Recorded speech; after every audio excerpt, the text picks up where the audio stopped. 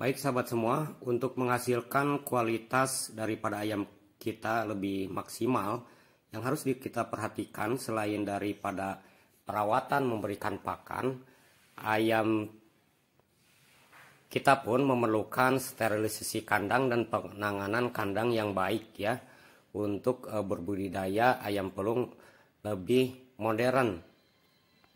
Nah, untuk kandang DOC sahabat semua, tadi lupa ya, pada pembahasan kemarin belum kita bahas. Untuk DOC ini usia 1 sampai 20 hari sahabat semua ya, itu kan masih memerlukan lampu ya, memerlukan lampu, dan posisi kandang itu harus tertutup. Kalian juga harus memberikan laci untuk beraknya ya. Jangan sampai beraknya ini tercampur di kakinya, yang berakibat nanti sahabat semua ayam kita kena cacingan. Dan sahabat semua yang perlu diperhatikan, hati-hati dalam pemberian lampu. Itu jangan sampai ayam kita terlalu kepanasan yang berakibat dehidrasi. Kalau dehidrasi ini ayam akan mengap-ngap dan akan minum terus-terusan. Pakanannya kalau nanti dehidrasi itu tidak bisa dicerna dengan baik, beraknya nanti bakal encer. Dan sahabat semua, faktor ini harus kita perhatikan mulai dari sejak dini ya. Jadi untuk udaranya pun itu kita harus sesuaikan ya. Jadi jangan sampai ada terpaan angin yang masuk, karena posisinya untuk DOC ini, karena kita dipisah sama indukannya, dia belum seimbang dengan angin ya, terpaan angin yang ada di sekelilingnya, karena bulu-bulunya ini belum maksimal tumbuh gitu ya. Nah, beda lagi sahabat semua kalau udah usia 2-3 bulan, itu sudah mempunyai, harus ada udara yang lebih ya, karena sahabat semua, posisi kandang ini tidak boleh bau ya. Jadi posisi kandang itu sudah mulai, jadi posisi sirkulasi udara di kandang itu agar segar ya sahabat semua. Ini bertujuan agar kotorannya, jadi gas amonia yang muncul dari kotoran ayam itu bisa hilang gitu ya, kalau ada ventilasi yang bagus. Nah, usia 2-3 bulan ini sudah bisa beradaptasi dengan lingkungan sekitar sahabat semua. Nah, untuk ayam yang umur 3 bulan sampai dewasa, ini harus lebih baik lagi sirkulasinya sahabat semua. Jadi biar segar dan kotorannya tidak masuk ke saluran pernapasan.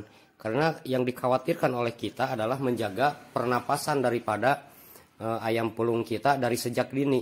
Kalau udah terserang penyakit pernapasan sahabat semua, di ayam pelung kita otomatis kesananya juga bakal rewel, ririwit ya, kalau kata bahasa Sunda, ririwit, ayam itu terus aja sakit-sakitan, karena ini faktor dari sterilisasi kandang kita yang kurang baik. Nah sahabat semua, baik itu DOC maupun yang dewasa, jadi kalian harus memperhatikan kandang kita ya. Pokoknya intinya kandang kita tidak boleh bau untuk ayam pelung kita. Jangankan buat ayam, buat kita juga yang ternaknya, kalau bau itu tidak nyaman ya, apalagi ke ayamnya. Karena salahnya kita sendiri, ayam kita urus ya, dimasukin ke kandang, beda dengan di abur ya. Jadi di tempat umbaran, jadi masuk ke kandang itu udah bersih. Karena kita sistemnya di box, ini otomatis kita harus membersihkan gitu dengan sukarela sahabat semua, agar nanti hasil ternak kita maksimal. Nah, untuk pemberian wadah sahabat semua, kalian juga bisa memberikan wadah air minum, terusan tempat makannya. Kalian bisa membeli ya,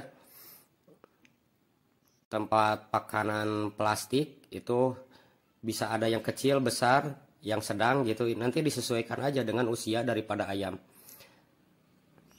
Atau yang kalau udah dewasa, kalian bisa memberikan pakan itu sahabat semua di luar daripada kandang itu ya.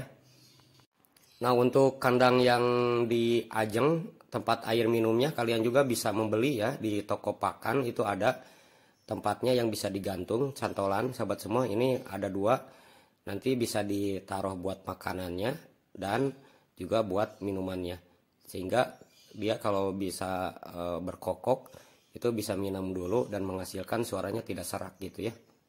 Nah, peralatan yang lain untuk yang dewasa kalian juga harus mempunyai wadah ya, wadah atau jolang, baskom sahabat semua ya, nanti buat kita memandikan ayam itu gitu ya. Karena kalau buat kotor, ini ayam perlu dibersihkan dan dimandikan gitu ya. Nanti kita akan membahas lebih dalam lagi kenapa ayam harus dimandikan, apakah perlu atau tidak. Karena ada beberapa pertanyaan, kan hewan ini bukan vertebrata gitu ya. Di ayam ini kan bukan hewan yang di air gitu yang harus mandi, kenapa ini dimandikan. Nah, ini ada pembahasan lebih mendalam lebih tentang pengurusan ini gitu. Jadi sahabat semua, pemeliharaan itu ada 2 faktor ya.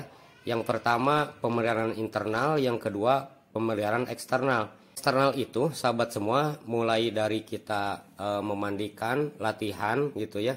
Sedangkan faktor eksternal itu nanti berhubungan dengan pernapasan yang ada di dalam tubuhnya. Yang kedua dari segi faktor makanan gitu ya. Ini berhubungan sekali nanti ya. Sahabat semua, dalam pembahasan yang akan datang kita akan membahasnya. Jadi ada 3 faktor penting sahabat semua ketika kita mengurus ayam itu. Yang pertama dari faktor genetik, pengurusan dari luar, pengurusan dari dalam. Secara sederhananya seperti itu. Kalau misalkan ketiga-tiganya ini kita runut dan kita tahu ilmunya, maka kualitas daripada suara ayam kita itu akan maksimal dan juara gitu. Baik sahabat semua, jauh dari kesempurnaan, mudah-mudahan videonya bermanfaat buat kalian para peternak ayam pelung pemula. Semoga videonya bermanfaat. Nantikan video kami yang lainnya, jangan lupa untuk subscribe, like, share, and komennya. Karena di video ini kami akan membahas tuntas dari A sampai Z tentang pengurusan ayam pelung ini menurut pengalaman pribadi dan menurut pengalaman daripada para peternak semua. Wabillahi taufiq wal hidayah. Wassalamualaikum warahmatullahi wabarakatuh. Sampai jumpa pada video berikutnya.